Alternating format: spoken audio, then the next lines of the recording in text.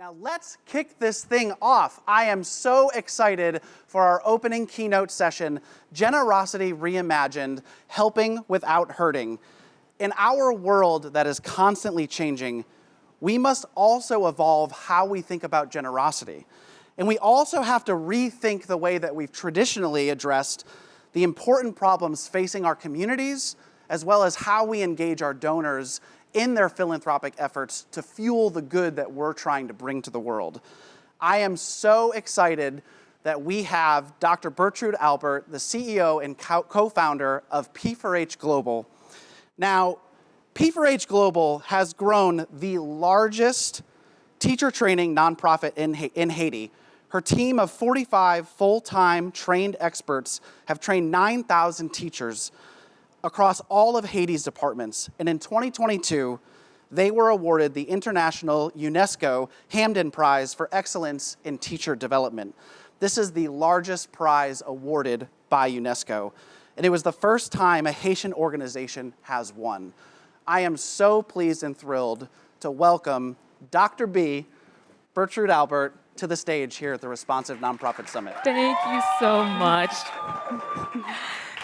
Good morning, everyone. I am so thrilled to be here with you in this moment. Really, there aren't enough words to adequately describe how I'm feeling. I get to be here, sharing the space with you, nonprofit leaders, people that are dreaming and doing, changing the world, people that are committed to making this world a better place. I'm telling you all, there is nowhere else I'd rather be than right here with you. So, I was born in Haiti, I'm from Haiti, and my native language is Haitian Creole. And so I would say to you in Haitian Creole, merci pour présence. Thank you for your presence. You are investing the most valuable resource that you have, the most precious resource, which is your time. And for that, I'm thankful. We all here at the summit, we are thankful and we are committed to giving you something of value. And that's why we have developed and created this virtual experience specifically for you. Wherever you may be, this experience is for you. And at the end of the day, I hope that at the end of my keynote speech, you are able to unleash a radical generosity. You're able to rethink generosity in a way that transforms not only the receiver, but also the giver and the organizer and the observer. We want a generosity that's so radical, it transforms everybody involved. It transforms our entire world. I am thrilled to be here and to be speaking with you all. You know, one of the reasons why this is really special, what we're doing here with this summit, is because not everybody in the world believes that change is possible. In fact, some people think that we're crazy, and that's fine, because even Steve Jobs, I'm going to paraphrase what he said, sometimes you need a little bit of crazy to change the world, okay? And again, that's paraphrasing. He didn't say it exactly that way, but we know that people, not everybody thinks the way that we think, and that's okay. And that's what makes this moment that much more special. The fact that we get to bring together like-minded people. We get to be encouraged, inspired. We get to push the limits forward together. This moment is so special because we get to be equipped to do what we were made to do, which is change lives, make this world a better place. Today, I am going to be sharing with you my story. I am the co-founder and CEO of P4H Global. And as you heard, P4H Global has grown to be the largest teacher training nonprofit in Haiti. Our team is working within Haiti's educational system in order to improve the quality of education in Haiti because these kids, they deserve it. These kids, they need the quality education in order to ensure a brighter future.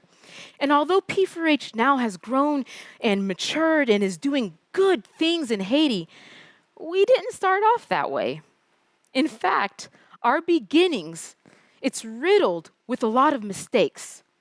And I hope that as I kind of dig deep into some of the mistakes that we made, and we look at how me and my team, we were hurting those we wanted to help, I hope that as we look at this story, I encourage you all to rethink generosity and kind of dig deeper, see how we can really improve, increase our impact, positive impact on the world around us. I learned that the world is evolving, and if the world is evolving, so must our generosity evolve. If our communities are evolving, so must our generosity evolve. I learned early on that if I want to make a positive, long-lasting impact on my homeland, I needed to rethink the traditional ways that the world has helped my people, rethink the traditional ways that the world has addressed the needs of the Haitian people. I can't wait to share the story with you all, so let's start. And we're going to start at the beginning. January 12th, 2010. 4:53 p.m. This is a moment that I will never forget. It's forever etched into my heart, into my mind, into my soul, because in this very moment, a catastrophic 7.0 earthquake struck Haiti. It only lasted 35 seconds. And during that 35 seconds, the earth violently shook. And after the earth shook, our lives were forever changed. Because of that 35 seconds, over 300,000 Haitians died.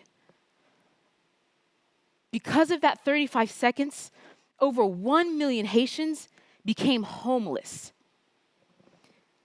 After this moment, all of us, Haitians in Haiti and in the diaspora outside of Haiti, our lives were forever changed. I still have these vivid memories, these vivid images of the devastation of the earthquake. I mean, this struck me so personally. It devastated me. It felt like a 50-ton truck was going 100 miles an hour straight in my direction. And I think that you all know what I'm talking about. Like, you know, a tragedy, it hits our earth, and then all of a sudden, you freeze. Your muscles, they tense up, but your heart, it starts to beat fast, it starts to race, and you lose your breath. You can't seem to catch your breath. That was me in the moment when I'm hearing these news reports of what's happening in my homeland. And this, it hit home for me even more personally because I was born in Haiti, left when I was a child, but my dad was still in Haiti during the earthquake. And for a week, we didn't know what was going on with my dad because the lines of communication, they were down. And so I'm frantic. I'm trying to figure out what is going on. Is he okay? And you know, even after I found out my dad was all right, he was in the north, the earthquake happened in the south, I was thankful for this, but I couldn't shake that feeling. It stayed deep within me. I knew that there was something so deeply wrong with my people, with the people in the country that I was born in. I knew that I had to go back. I had to take an active role in helping to heal what was broken. I knew, I think I'm preaching to the choir now because some of you all, as nonprofit leaders, you feel that calling on your life. You know that you were made to be part of the healing of people's brokenness. I knew I was being called back to Haiti. And even if I didn't know in that moment, there were countless images, vivid images of the devastation, the destruction that happened in Haiti. And even, oh man, I have goosebumps even thinking about it in this moment because you think about my people, we are strong, we are resilient, we are able. We've gone through so much. Even before this earthquake, 60% of my people in Haiti were living off of $2 a day. I mean, we knew struggle, we knew pain. And then you go and you bring this devastating earthquake. It was, I don't have words to describe how I felt. I just knew I had to help. And so I got together with my best friend, my roommate, Priscilla, and we were like, what can we do? Well, I mean, what does the world typically do? Let's collect supplies.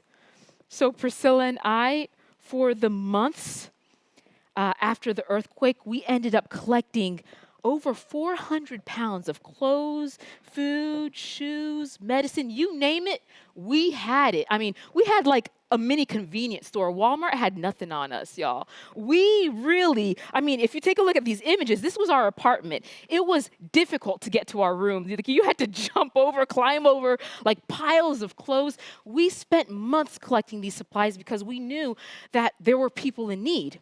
As we collected supplies, many of our classmates and our friends, they said, hey, Bertrhude, Priscilla, if you all go to Haiti, we'll go. So it ended up being a group of 19 University of Florida students, go Gators, okay? University of Florida, I love the university. It ended up being 19 of us going to Haiti and spending our spring break passing out these supplies. And let me tell you all something. As we were spending that time passing these supplies to the Haitian people, I felt like a younger, blacker, broker Oprah Winfrey. You get a shirt, you get a shirt, you get a shirt, everybody gets a shirt. I felt good, I'm telling you. I mean, there was a part of it where it's like, oh man, certainly there are people that are hurting and I get to see a smile on a face. I mean, these are people that I'd been thinking about, praying for months. I had these people on my mind, and the fact that I got to share space with them, it felt so good.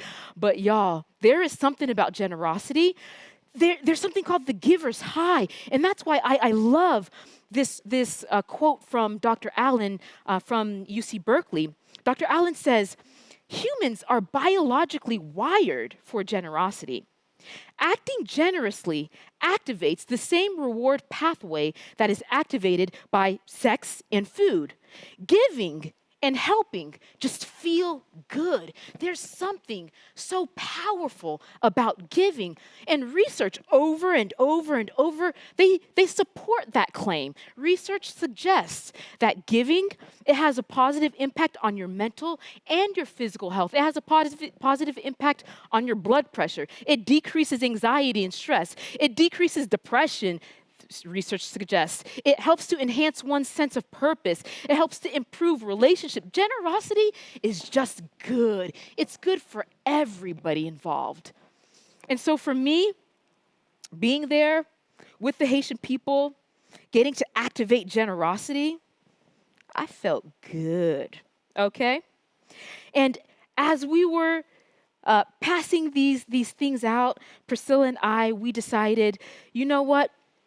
The week is over. Let's sit down with the community leaders and let's find out what the community leaders thought. I was hoping that maybe they would compare me to Oprah. And if not Oprah, I would settle for Mother Teresa. Okay, anything positive. I was kind of fishing for it, looking for the positive reaction. And the Haitian people, my people, are so kind and generous and loving. They flowered us with love. It was beautiful. But as we pushed a little bit further and we said, but let's talk about impact, like lives changed or like what was happening. And to our surprise, we learned that we actually hurt more than we helped. This was a harsh reality check. I was like, what do you mean we're hurting people, the local community?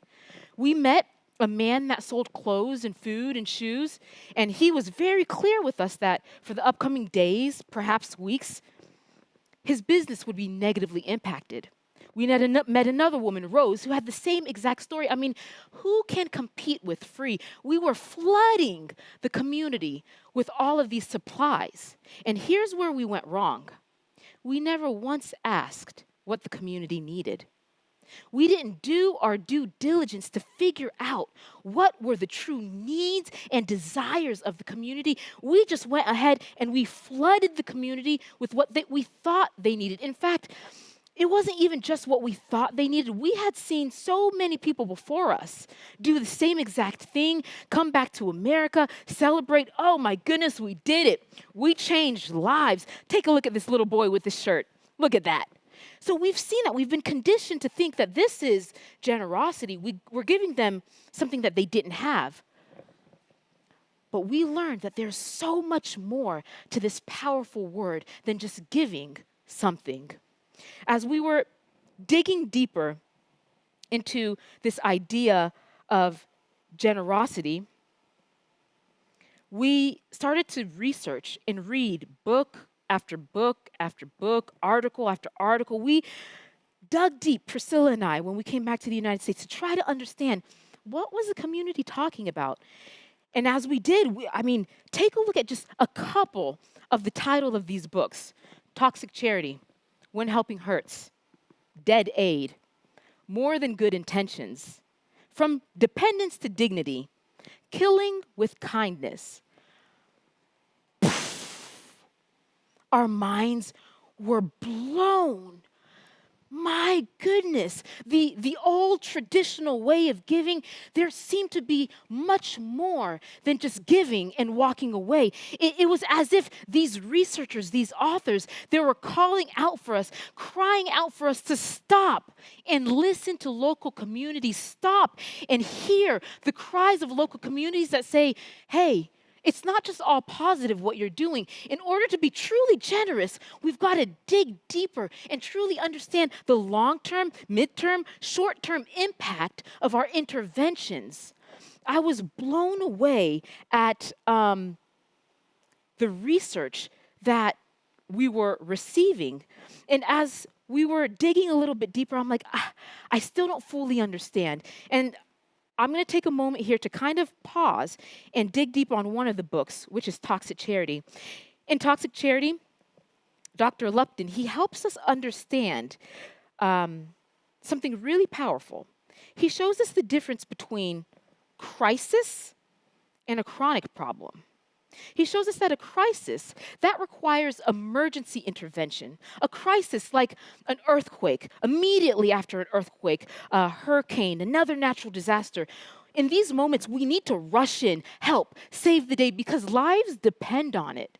We need to act quick. And there are immediate fixes to people's lives being in danger. But every situation isn't a crisis. We also have chronic problems. And chronic problems, they require development. A chronic problem is a deep-rooted structural problem that can't be solved overnight. I'm talking about hunger, economic poverty. I'm talking about these long-lasting problems. Imagine if I were to go to somebody who had chronic hunger. I'm not talking about starvation, but chronic hunger, and I gave them a plate of rice. That couldn't ever solve the deep-rooted issue. Or imagine somebody that struggles with economic poverty. If I gave them $10, that wouldn't solve the deep-rooted issue. There are some deep-rooted issues that need long-term development and investment. Now, here's the problem, and here's where we made a significant mistake, is that when you address a crisis as if it's a crisis, you save lives. But when you address a chronic issue as if it's a crisis, then you hurt those you intend to help. You create dependence. You cripple those you're trying to help. In the long term, you won't have the impact that you intend to have. Dr. Lupton, he says, the key to effective service is accurately matching the need with the appropriate intervention. I would say, for the context of this summit, in order for us to dig deep in generosity and have this radical generosity, we need to be giving with our heart, our hands, but also with our minds. We need to be critically analyzing the long-term, short-term, mid-term impact of the work that we're doing. And the reality is, donors these days, they're searching for that. They are craving change. They are believing that we are creating change. And let me tell you something. I'll take it a step further. It's not just about the community telling us, hey, Bertrhude, Priscilla, you got it wrong. Even if the community didn't tell us this, it would still be our responsibility to do research, to evaluate the impact of our work, to understand what type of impact we are having We owe it to the community. We owe it to our donors, those who are giving us their hard-earned money, those who are giving us their trust, their belief in us, those who are standing fiercely behind us. Oh, we owe it to them. They crave it, and we certainly owe it to them, but we also owe it to ourselves. And I know that you all know this as nonprofit leaders. This isn't a 9 to 5. It certainly is not a 9 to 5. We are giving our entire lives to accomplishing our mission. We are spending days, weeks, months, years thinking about things, giving our hearts, traveling, doing these powerful things. And if we are doing these things, we ought to see if we are truly having a positive impact. We owe it to ourselves, the fact that we're committing our entire lives. The reality is, so much is at stake with our interventions and in our generosity. So much is at stake. And so as we get back to our story, I love this definition of generosity. And it really shows, it really captures the mindset that Priscilla and I went through. Generosity, as defined by the University of Notre Dame's Science of Generosity Project, is the virtue of giving good things to others freely and abundantly. I love this definition because certainly generosity is about giving freely, wholeheartedly, abundantly, but also generosity is about giving good things. Here's the question that I have. We asked ourselves this question, and I'd like to offer it up to you. What happens when what I see as good, the community sees as bad? What happens when what I operationally define as good, the community sees it as a hindrance?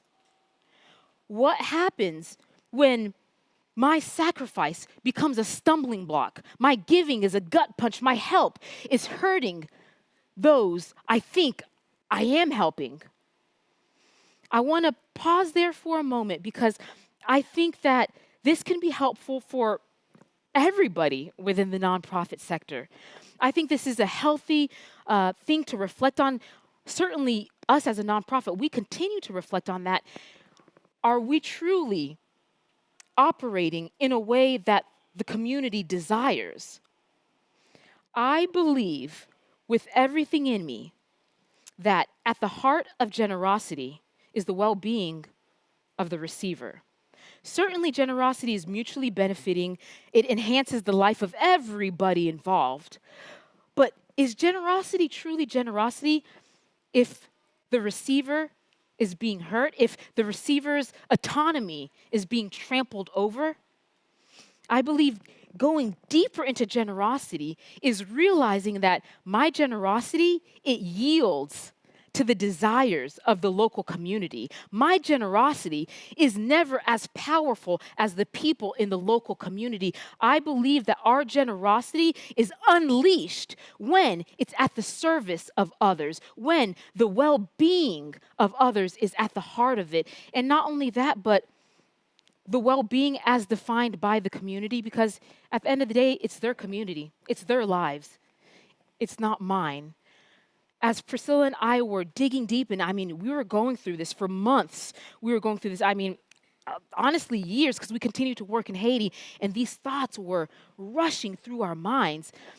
We were able to understand compassion and generosity on a whole new level as we realized that at the end of the day, it's about the community and not my savior complex, but what the community believes they need to move forward. Priscilla and I, we reached a point where we said, man, we need to either give up or do better. And really, giving up wasn't an option. Like we knew, when you're called to something, you don't just give up. You don't just walk away. We couldn't just walk away. We knew that we had to do better. And so we began by asking questions. We didn't know a lot, but we did know that we didn't know a lot.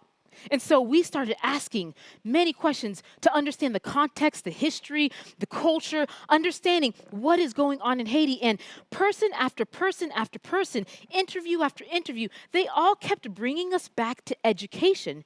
They told us that 80% of teachers in Haiti are not trained, 8 out of 10.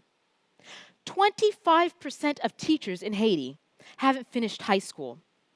60% of students in Haiti drop out before they finish elementary school. And Chris and I were sitting there thinking, how in the world is this happening? There's an educational crisis in Haiti, but it doesn't seem like the rest of the world is really addressing quality education. And one of our partners in Haiti, he helped me to understand that. He said, it's true. It's true. Imagine Haiti is a car. I'm like, Haiti is a car? He said, just imagine, B. I'm like, okay. Haitians love parables. They love imagery. I'm like, okay, I'm with you. Let's go. Haiti is a car. Okay, yes. Haiti's a car that won't start. All right. And the international world, with good hearts, good intentions, they want to help Haiti and they see Haiti and they see that Haiti desperately needs a paint job. And so they come in and they're painting over and over, giving us these new, fresh paint jobs. And it's out of a good, sincere heart. But the reality is a paint job will never make the car start. In order to have this car start, we need to roll up our sleeves, pop open the hood, and go to the root of the problem, which is the engine. The engine won't start. I'm like, whoa. And they said, the engine is education. Education is the prerequisite to the development of any nation. Education. One of our partners, Fearns, he said, education is something not even an earthquake can take away. I was like, whoa. You see, when we're educated, we are able to do for ourselves. We're able to build for ourselves. We are able to build a better future. Help us with education. And so with that, we said, okay, P4H is going to be about education and not just building schools, which is important. Access to education is important. But we saw that a lot of schools were being built, but the students are dropping out. So we said, we're going to be about quality education. One of the things Priscilla and I did in order to prepare ourselves, we said, we're going to be professional students. We stayed in school for like 10 years. And together we finished our bachelor's, master's, Ph.Ds. And not every nonprofit leader needs to take this academic route that we took, but we took that route because we believed that we lacked a lot of education in the beginning. We don't want a lack of education, a lack of knowledge to be our downfall again. So we studied a lot, studied nonprofits, community development, education, Haiti. We really dug deep into education and improving ourselves. But the biggest change that happened is that we realized we would never be the heroes of the story. We are not the heroes of Haiti. These beautiful faces that you see right now, they are the heroes of the story. Priscilla and I, we realized that in order to tap into true change, we needed to work within the local context, work alongside of Haitians who have a desire to change their own country. And what's powerful about this is that they know the problems way more than I could ever know the problems. They know the solutions way more than I could ever learn the solutions. We learned that our role as outsiders, even though I am a Haitian American, but I still am an outsider, my role is to find these heroes, work alongside of them, invest in them, affirm their dignity, affirm their ability, and then get out of the way and watch them transform their country.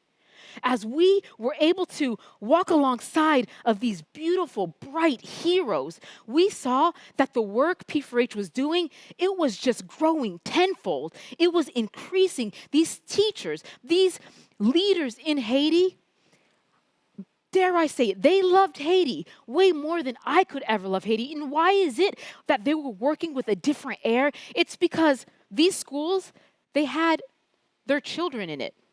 These schools had their nephews and nieces in it. These schools had their uncles and aunts and brothers that were teaching in it. It was so deeply intimate for them. And so when I tapped into that and I realized that I don't necessarily need to give them power. I just need to realize that they already have the power. I just need to invest in them so that they can unleash that power and truly transform their country. I'm telling y'all, that was a game changer. Things exploded with P4H when we were working within the local context and we were investing in the people who were going to truly transform things in Haiti. Things really started to pick up within P4H, and as they did, we saw that the international community really started to look at P4H and say, whoa, I like what I see. Let's invest. There are two partners specifically, Food for the Poor, which is one of the largest nonprofits in the United States, and also a nonprofit who's built hundreds of schools across Haiti. And then also ICDF, which is an organization that was created by the Taiwanese government in order to improve the lives of people around the globe. These two mega organizations, they invested in P4H. They saw that something different, something special was happening, and they enabled us to scale out, to build out this mission and to reach more teachers, so much so that now to this day, if you go in the North Department, which is where P4H is in every single commune in the North Department. And that is because, number one, the trainers, they know what they're doing. They are so good. But then number two, partners, they saw, and that's important. Donors, when they see that there's true change, when they see that you're not playing any games, you're about that business, you're about true change, oh man, investments start to come in and the world can be changed through these investments. Also, something special that happened, as we heard earlier, is that the team was so effective in what they were doing. P4H was nominated last year by the UN, by UNESCO, to represent Haiti. And this is a big deal for our team because our team, we intentionally recruit younger educators within Haiti. And part of that is because we go over mountain. There is no mountain that our teachers won't climb, our trainers won't climb. There is no valley that they won't go through. There is no river that we won't cross over. We as trainers, we know that our goal is the entire nation. And so we will do anything to reach every single teacher in Haiti. We've got a long way to go, but we will reach every single teacher in Haiti. And so we are a young group of educators, and the fact that an international organization like UNESCO, they chose Haiti over several other nations, that was something that really affirmed that, man, something so good is happening. There is change that is happening. The outside world is able to see that these young leaders are doing something so profound in their country.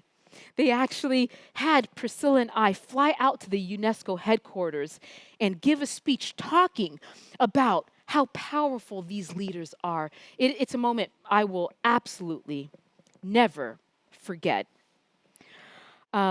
Overall, the point I'm trying to drive home right here is that we've got to find these local leaders, because when we find these local leaders and we invest in these local leaders, man, the impact will be out of this world. It will be far greater than you could ever imagine. It'll be far more impactful than you could ever plan for. And again, it's because the local leaders, they are the experts of their community. They know, regardless of whether you come in with a bachelor's, master's, Ph.D., 20, 50 years of experience, you will never be the expert of their community.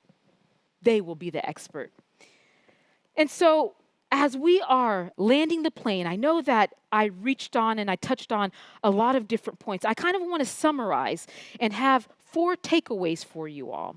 And these 4 takeaways can be summarized with 4 words: ask, find, fix, share. I said ask, find, fix, share. I said find. Y'all, I seriously, I love rapping. I love singing. And this could be turned into a song. Virtuous, you let me know if you want a song, because I will do it for you. And I'll perform too. Ask, find, fix, share. Number 1, you want to rethink generosity. You truly want to have a generosity that can go to new levels, that can really reach new limits, ask before you aid. That may be a little bit difficult because sometimes when we have generosity, there's this physiological response, right? And I think it's good sometimes because sometimes you need to act fast. Remember, there's a crisis. But even with a crisis, it's important for us to stop, ask questions, understand the local community, understand what their needs are, understand what their assets are, understand who you're working with. It's important for us to work alongside of instead of working for. Ask before you aid. Number 2, find the true heroes. I mean, that sincerely, I can say, as P4H is growing and it's become the nonprofit that even the Haitian government, they've hired P4H trainers. We are the official professional development trainers for the North and the Northeast Department for the Ministry of Education. So many of these major organizations are turning to P4H to improve the quality of education in Haiti. And the secret sauce, the reason why it's so effective is because Priscilla and I are not the heroes. The heroes are Haitians who are changing Haiti. Find the true heroes. You'll unlock something that's so powerful. That's a generosity, I'm telling you, that's transformative because you're giving of yourself, but then you call others also to give of themselves. And that is the utmost type of generosity. Number 3, fix systems, not symptoms. It's really important for us to go to the deep-rooted structural issues in order to have long-lasting impact. Again, this goes back to this idea of donors wanting to see true impact. If I give a plate of food today, how does that impact the child 10 years from now? Perhaps I'm giving the plate of food, and on top of that, I'm saying, no, we need to invest in your education. We need to go further. We need to go deeper because we want that long-term impact. Fix the systems and not just the symptoms. The 4th and the final point is share your journey. There's something so powerful and beautiful about sharing your story, sharing your journey as messy as it may be. And I'm telling you, Priscilla and I, our story is pretty messy. I gave you guys a short glimpse of it, but even as we learned in the beginning that we were hurting and not helping, it was still so messy trying to figure out, well, then how do we do it? How do we, and what's my role? Because I clearly have something to offer. It was a challenge, and it still is a challenge. But we learned that along the way, as we share our journey, this will help edify and help inspire other nonprofit leaders and help normalize the fact that generosity can be not messy. Nonprofit work can be messy. The important thing is that we recognize where we've gone wrong and we are able to adapt, to evolve, to be flexible, to be responsive to the true needs of the community, to truly have this personalized response to all of the people that we are here to help. It's important for us to share that journey with others because, man, as I share my journey, even though I'm not working in Africa, I hope this inspires somebody that's working in Africa. I hope it inspires somebody that's working in Asia and Europe and you name it. I believe that as we share our journey, that's what could happen. And I believe that people truly want it. People want to have this journey shared. Last year, I said, I want to share my journey on another level. I'm going to do this thing that they call TikTok. The young people, I'm like, y'all are too hip for me, I'll tell you that much. I'm too old. I'm only 33. I said, what is this TikTok? So I picked up my phone, sat next to it. I'm like, I'm going to share the true story of Haiti. And I'm going to share it in an authentic way. As I was sharing the story of Haiti within the first month, 10,000 people jumped on. Within the months coming up, tens of thousands more jumped on. It's been about a year, a little bit over a year, and to this day, there's over 130,000 people that joined this TikTok thing. And then Instagram started to blow up in a year. What is it, like 35,000 people joined on. And I think what it is, it's not just because I'm cute, which I am. Okay? It's not just that. It's because I'm sharing an authentic story and people crave that authentic story. They want to hear it. They want to hear the messy. They want to hear the bad. They want to learn. They want to understand. And they wanted to hear the story of the Haitian people, a people who, despite what we've gone through, let me remind you, we are the first free Black republic in the world. Let me remind you that we are the first nation to abolish slavery and the slave trade. Let me remind you that Haiti was the first country to make discrimination illegal, that when Haiti gained its independence, the second nation in the Western Hemisphere, the first nation in Latin America, the first nation in the Caribbean to be established, when we gained our independence, the Haitian people started to fight for the independence of several other nations. And that's why you see the Haitian flag embedded in flags like Colombia's flag, Venezuela's flag. And that's because we were a support to these other nations. They want to hear this story, stories that aren't often on the news, aren't often on your news feed. Share your story. As I conclude, I would like to share one final story with you. In this story, you have a man on your left. His name is Laurent. And Laurent, he was one of the first staff members that we hired in P4H. And from the get-go, we knew that Laurent was a star. We knew that he had it in him to be the best trainer that P4H has ever had. And let me be honest with y'all, up until that point, I was the best trainer that P4H had. I'm telling y'all, I would walk in a room, I'd be like, hey, y'all. And people would gravitate. I'm trying to be humble here, but they would gravitate towards me. And so as I was talking with Laurent, I said, Laurent, you have the ability to be far greater than I am because you have the context, you have the knowledge, you know this community far more than I could ever. So the most generous thing that I could do for you is ask you to be generous to yourself. Invest in yourself, walk alongside of me, and let's train together to make sure that you are better than I could ever imagine. Sure enough, months go by.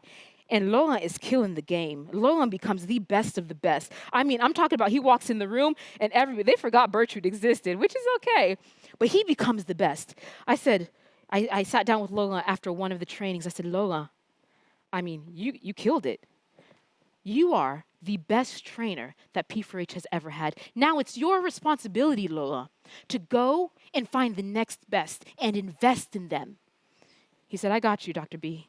I said, all right. In comes Wisno. Wisno, special, beautiful man. And as Wisno comes in, we saw that he too had a powerful presence to him. Laurent starts to train up Wisno. He said, Wis, do you want to be the best? Wisno said, of course, man, let's do it. Sure enough, 6-7 months later, Wisno becomes the best of the best. Even our evaluations show that the teachers are flocking among Wisno. And so we're sitting down. We're sitting down after one of the trainings where Wisno, he killed it. And we do reflections after every training. And Laurent sits down and he says, Wisno, you are the best that P4H has ever had. Dr. B, she used to be the best. I said, calm down, Laurent. Calm down. What you trying to say here? He said, Dr. B used to be the best. And then I was the best. But today I need to tell you that you are the best. And as I reflect on that journey, as I reflect on that, it brought me to tears and it brought to life the words of Mother Teresa. Unless a life is lived for others, it's not worthwhile. Thank you all so much for this time that we've spent together. And I hope that as I shared my journey, this has helped you to unleash a radical generosity, one that can transform the world.